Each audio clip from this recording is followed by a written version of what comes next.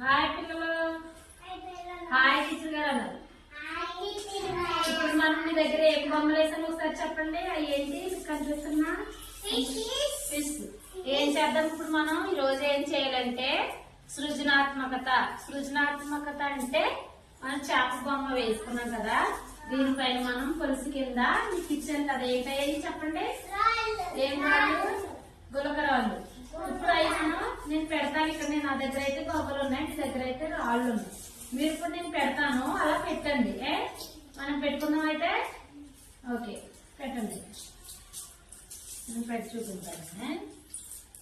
మీరు కూడా సేమ్ రాళ్ళు అలా పేర్చండి.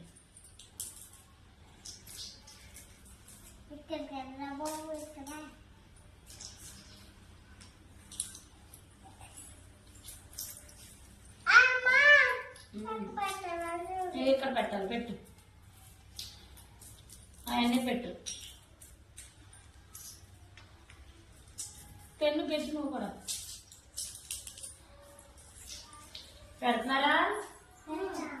పెట్టండి.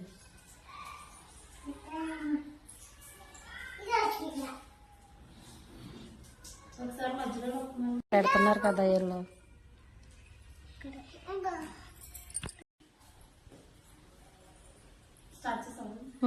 పెట్టేశారా?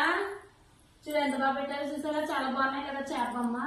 అది చేపగా ఏం పెట్టాం మనం ఇప్పుడు? రాళ్ళు, గవ్వలు. దేనికోసం పెట్టాం?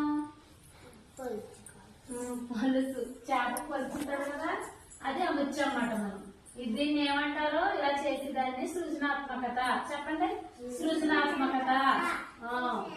ఈ రోజు మనకి మన చేతిలో సృజనాత్మకత చేయాలి, అది ఇలా మాట. ఓకే, బాగా పెట్టారు చేప.